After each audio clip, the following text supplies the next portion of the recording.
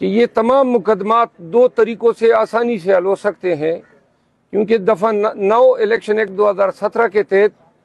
ये जो कार्रवाई इलेक्शन कमीशन में हो रही है, इसको कानून की ज़बान में इंक्विजिटोरियल प्रोसीडिंग कहा जाता है, यानी इसमें इंक्वायरी की जाती है। तो हमने कहा इतनी सी इंक्वायरी कर लें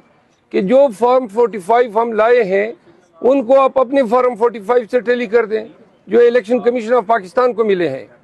या बसूरत दीगर प्रिजाइडिंग ऑफिसर को बुला लें और उनसे पूछ लें कि क्या फॉर्म 47 के मुताबिक उनके फॉर्म 45 जो हैं उनके नताइज सही इनकारपोरेट हुए हैं। बहरहाल इलेक्शन कमीशन ऑफ पाकिस्तान ने किसी एक केस में भी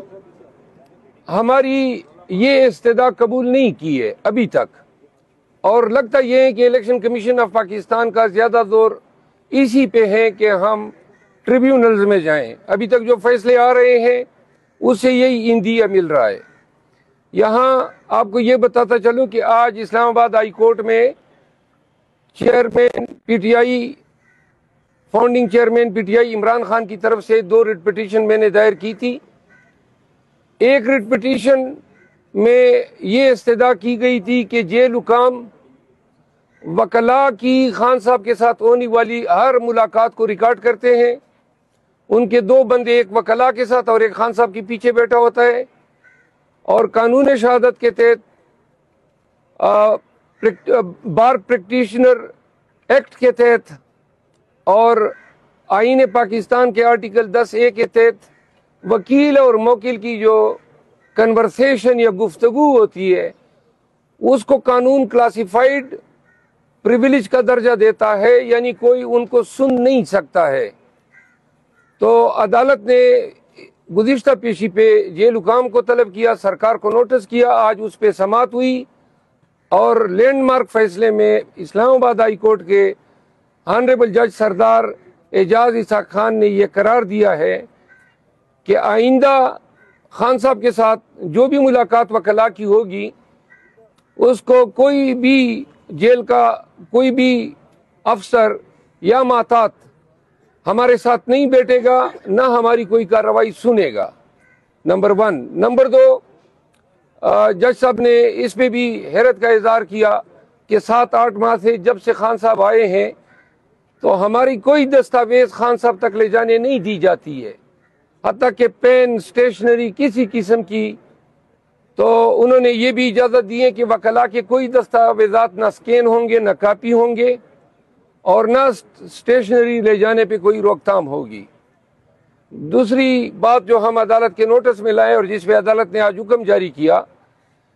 कि इलेक्शन होने के बाद सेनेटर्स, MNAs, MPs खान साहब से मिलना चाहते हैं,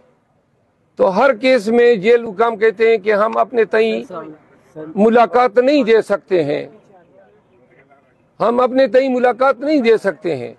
और हमें हाई कोर्ट आना पड़ता है। तो इस पर अदालत ने जेल हुकाम को ये हिदायत दी कि आइंदा जो भी खान साहब की मुलाकात आए आप खुद फैसला करेंगे और मुलाकात देंगे। तो ये आज की कार्रवाई थी जिस पे आपको आगाह करना ज़रूरी था। अनकरीब पाकिस्तान तहरीक इंसाफ पंजाब के हवाले से अपने लाए अमल का ऐलान करेगी। आज हमारे MPs को असेंबली हाल में जाने नहीं दिया गया, और जब से मरियम नवाज का नाम सामने आया है तो इमरान रियाज की गिरफ्तारी से शुरू होने वाली इस्तेबदाद जो है आज तक जारी है, दिन ब दिन इसमें इजाफा होता जा रहा है, और हमें खदशा है कि पंजाब जो है वो अनकरीब तमाम आज़ादमंद सहाफ़ियों के लिए, जमहूरियत पसंदों के लिए और कानून की हुक्मरानी पे यकीन रखने वालों के लिए नो गो एरिया बना दिया जाएगा। बहुत शुक्रिया। मरियम नवाज वज़ीर-ए-आला पंजाब बन रही हैं तो आप रास्ता नहीं रोक सकते, यहाँ पर मरकज में शहबाज शरीफ आ रहे हैं तो उनका रास्ता किस तरह आप रोकेंगे? हम तो या तो अदालती तरीके से रोक सकते हैं, आप देख रहे हैं सारा दिन हमने अदालत में गुजारा, सुप्रीम कोर्ट गया हूँ मैं, वहाँ पे आर्टिकल 184(3) की पिटीशन दायर की है। एहतजाज के लिए खान साहब ने लाएअमल देना है कि आया जिस दिन नेशनल असेंबली की वो टेकिंग होगी क्या उस दिन एहतजाज करना है या असम्बली में जाके हमने अलफ उठाना है। आज हमारी टीम की मुलाकात खान साहब